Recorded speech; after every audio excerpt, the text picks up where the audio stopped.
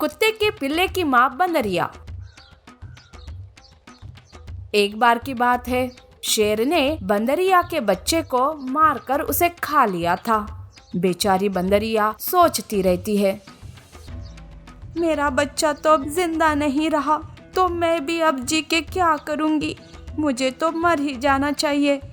मैं एक बच्चे को संभाल नहीं सकी। मुझे तो जीने का कोई अधिकार नहीं है। ऐसा सोचकर वो खुदकुशी करने जंगल के नदी पर जाती है। वो अब पानी में कूदने ही वाली थी कि तभी उसे किसी के रोने की आवाज आती है।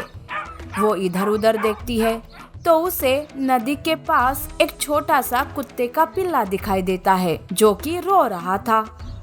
बंदरिया उसके पास जाती है और कहती है, अरे बच्चे, तुम ऐसे क्यों रो रहे हो? और देखो तो तुम्हारी क्या हालत हो गई है। बेटा, तुम्हारी माँ कहाँ है? मेरी माँ को शेर ने खा लिया। मैं छोटा हूँ, मैं डर गया। मैंने मेरी माँ की कोई भी मदद नहीं की। वहाँ से भागकर मैं यहाँ चुप कर बैठा। मेरी वजह से मेरी माँ मर गई। मुझे उसकी बहुत याद आ रही है। बच्चा रोने लगता है। तब बंदरिया कहती है, बेटा, इसमें तुम्हारी कोई गलती नहीं है। वो शेर बहुत ही खूंखार है। उसे किसी पर भी दया नहीं आती। उसने तो मेरे भी छोटे बच्चे को मार दिया। बंदरिया रोने लगती है। तब कुत्ते का बच्चा बंदरिया के आंसू पोंछते हुए कहता है, क्या आपके भी बच्चों को उस शेर ने मार डाला? मैं बड़ा होकर उस शेर को मार डालूंगा। आप चिंता मत करो। क्या मैं आपको माँ कह सकता हूँ? हाँ मेरे बेटे, मेरा भी इस दुनिया में कोई नहीं है। अब तो तू ही मेरा बेटा और तू ही मेरी दुनिया। बंदरिया कुत्ते के बच्चे को अपने घर ले आती है। कुत्ते का बच्चा बहुत ही थका हुआ और भूखा था। तब बंदरिया उसे अपना दूध पिलाती है। उसका वो अच्छे से ख्याल रखने लगती है। कुत्ता भी बंदर को ही अपनी माँ समझकर उसके साथ साथ रहने लगता है। बंदरिया कुत्ते को लेकर भालू के पास जाती है और कहती है,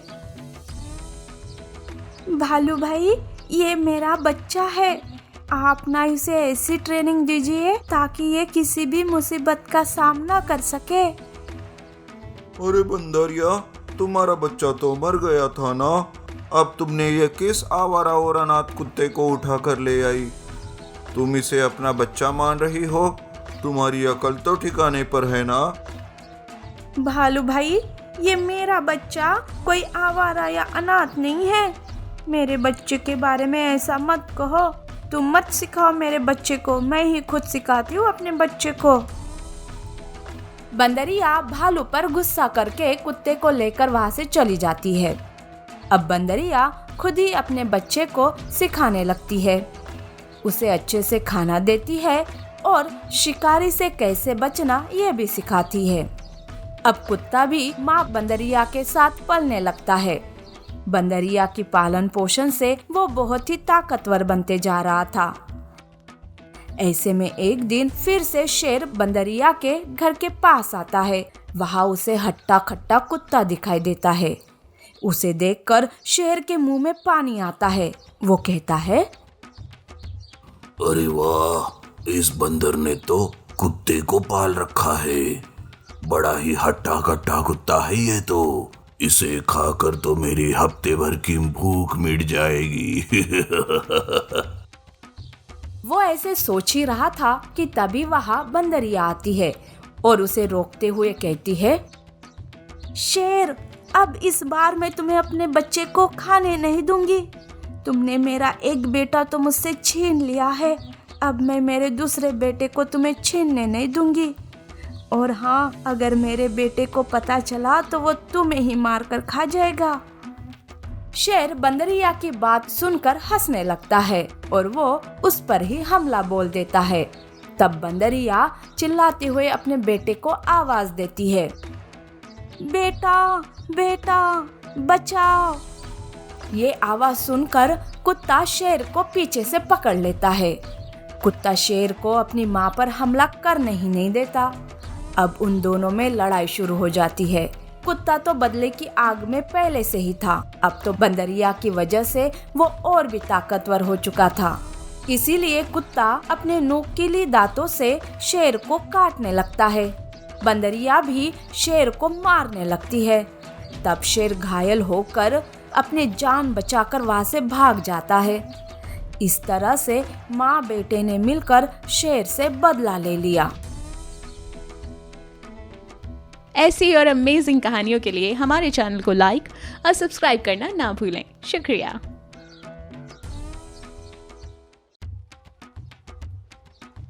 हाथी का जाल।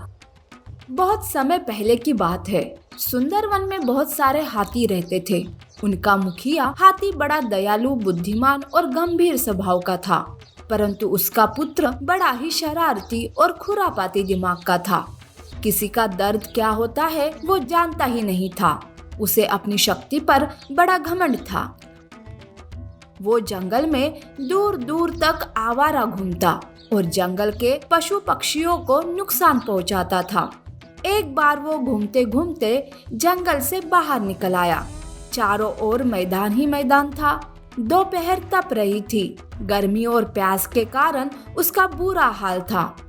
दूर दूर तक उसे कोई ऐसा पेड़ नजर नहीं आ रहा था जिसकी शीतल छाया में बैठकर आराम कर सके। भूख, प्यास और गर्मी के कारण उसे बहुत कमजोरी महसूस हो रही थी। उसी रास्ते से एक बंदरिया इधर उधर घूम रही थी। उसकी नजर बेचैन हाथी पर पड़ी। बंदरिया बड़ी दयालु और परोपकारी थी। वो हाथी के पास आकर बोली, गजराज, लगता है आप रास्ता भटक गए। हाँ, तुमने बिल्कुल सही अनुमान लगाया। मैं रास्ता भटक गया हूँ। जंगल भी दूर है। अब वापस लौटने की शक्ति भी मुझ में नहीं है। गर्मी मुझसे सहन भी नहीं हो रही है। क्या तुम मेरी कुछ सहायता कर सकती हो?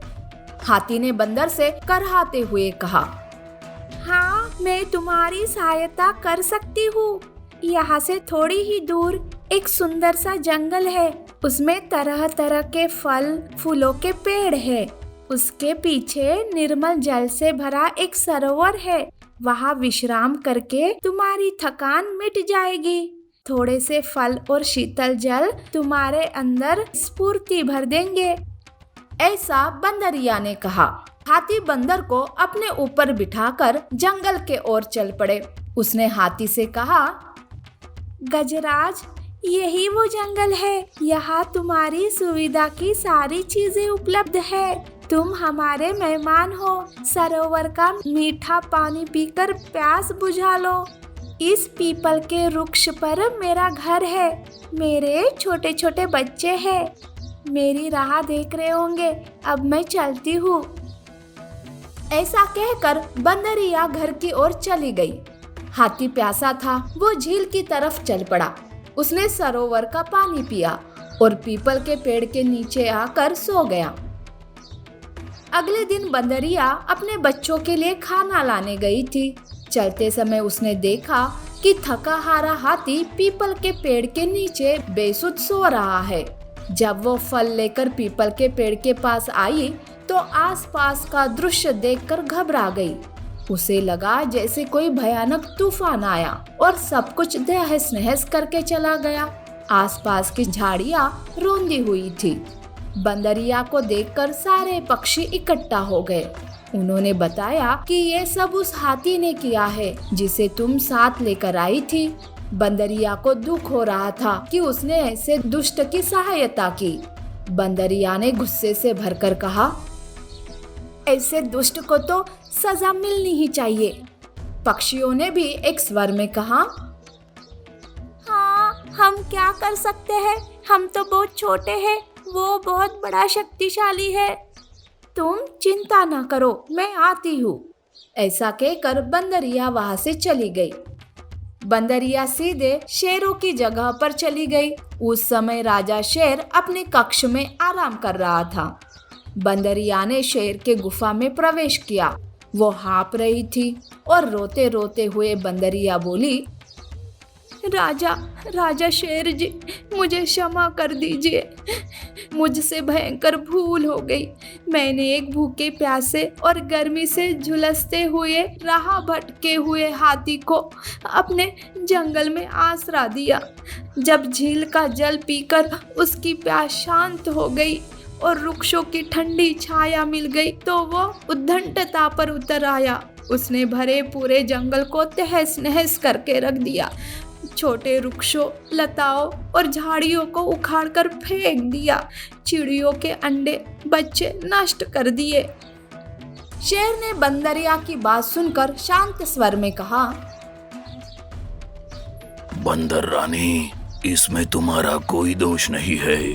तुमने तो हाथी पर दया करके उस पर उपकार किया था। किसी के माथे पर तो लिखा नहीं होता कि वो शरारती है या मक्कार है। दुष्ट जहाँ भी जाएगा दुष्टता ही फैलाएगा। लेकिन तुम चिंता ना करो, मैं उसे ऐसी सजा दूंगा कि वो भूल कर भी कभी किसी का बुरा नहीं करेगा। शेर ने सभी जानवरों को बैठक के लिए बुलाया और हाथी के बारे में सब कुछ समझाया कि उसने क्या किया है। इसलिए वो हाथी को दंडित करना चाहता है और उसे उसके लिए मदद चाहिए रहती है। जब वो 5-6 दिन भूखा प्यासा रहेगा उसकी अकल ठिकाने आ जाएगी। इसीलिए शेर हाथी को दंडित करना चाहता है। बंदरिया को भी शेर ने कुछ समझाया और कहा, देखो, उस हाथी को किसी युक्ति से बाग के सूखे कुएं में गिरा दो। वो 10 फीट गहरा कुआं है। हाथी बगैर सहायता के बाहर निकल नहीं पाएगा। जाओ, जैसा कहा है वैसा ही करना। कुछ बंदर कुएं के पास पहुँचे। उन्होंने सूखे कुएं को पतली लकड़ियों से, मिट्टी और घास फूस से ढककर उस पर केले, पपीते, तरबूज, खरबूजे और ककड़ियाँ आदि फल रख दिए। उन्होंने बंदर रानी से कहा, जाओ, तुम पता लगाओ कि हाथी कहाँ छुपा हुआ है। तुम उसे लालच देकर यहाँ तक ले आना, ठीक है? बंदरिया हाथी को ढूंढने लगी। उसने देखा हाथी खा पीकर एक पेड़ के तले लताओं में झुरमुट में बैठा था। ये देखकर बंदरिया बोली, गजराज, तुम यहाँ बैठे हो? मैंने तुम्हें कहाँ नहीं ढूंढा। मैंने तुम्हारी दावत के लिए तरह तरह के फलों का इंतजाम किया है। मेरे साथ आओ और चलकर फलों का स्वाद लो। हाथी सुनकर प्रसन्न हुआ और बोला, कहाँ है स्वादिष्ट फल? आओ मेरे साथ। वो हाथी को लेकर सूखे कुएं के पास आ गई और बोली, देखो कैसे तरह तरह के स्वादिष्ट फल है। हाथी के मुंह में पानी भर आया। जैसे ही झपटकर उसने फलों के पास पहुंचने की चेष्टा की, कड़कड़ की आवाज के साथ सब ढह गया और हाथी कुएं में गिर पड़ा। सभी इकट्ठे हो गए। चिड़िया चींची करने लगी। हाथी कुएं में पड़ा चिल्ला रहा था, अरे बचाओ, मुझे निकालो यहाँ से। तब बंदरिया ने कहा, तुम दुष्ट हो, मक्कार हो, तुम शेर के अपराधी हो। अब वही तुम्हें सजा देगा। हाथी 2 से 5 दिनों के लिए पीड़ित है। वो हर जानवर से भीख मांगता है कि वो आगे से ऐसी कोई गलती नहीं दोहराएगा। अंत में सभी जानवर हाथी को बाहर निकालने में मदद करते हैं और उसे जाने देते हैं।